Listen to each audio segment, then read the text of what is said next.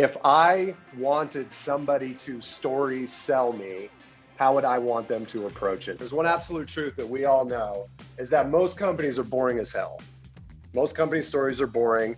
Most content that is written is boring. Most value prop, value added selling, like all the stuff that we talk about, whether you are SMB focused or you're enterprise focused, usually it's just boring. And most buyers and prospects, customers do not care to be bored every day. They don't want to talk to you if you are. So that means that most pitches are boring. As a marketer, this is my favorite quote that I've ever read because it's just so true. The company story is the company strategy. This is how we structure a story on the marketing side for Lessonly. And I'm going to get into how, if I were teaching a bunch of sales reps, how I would kind of talk about it. We have the overarching story of Lessonly, which for us before, over the past couple of years, it's been do better work. Our mission statement is we help people do better work so they can live better lives. I want them to ask me about my pain, right? I want them to ask me and do discovery.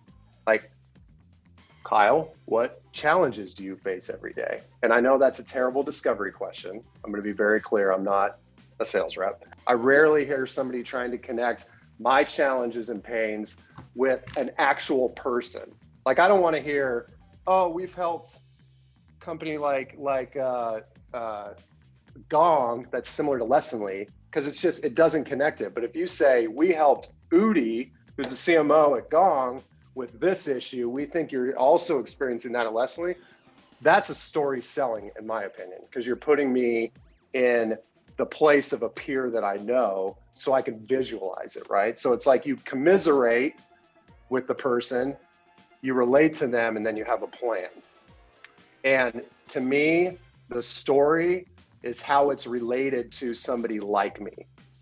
And that's marketing 101, in my opinion. I think SDRs should report to marketing. I'm not sure they should report to the CMO necessarily, as long as the CMO can hire out somebody that understands outbound or inbound models. I think uniting top of the funnel helps with alignment from a messaging standpoint, but also helps with alignment of sales. Marketers should be measured by revenue creation or pipeline creation. And the only way to do that is to be able to manage as much of the top of the funnel as possible. Most of the time, it's too early for people to do category creation. If you're doing seed round or Series A or even Series B, it's really hard to sit there and try to figure out category creation. Now, if you're enterprise sales, I think that's a little bit different because analysts have a lot more control over the buyer and the buyer mindset. The way that I think about it is that you got to find product market fit first.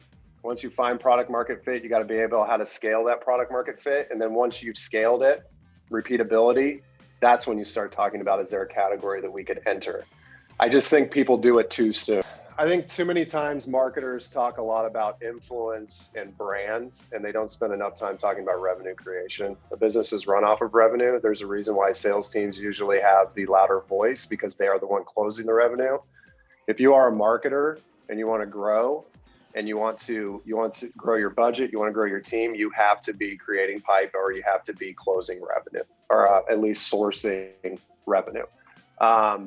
That's the only way you'll get a seat at the board table, and you can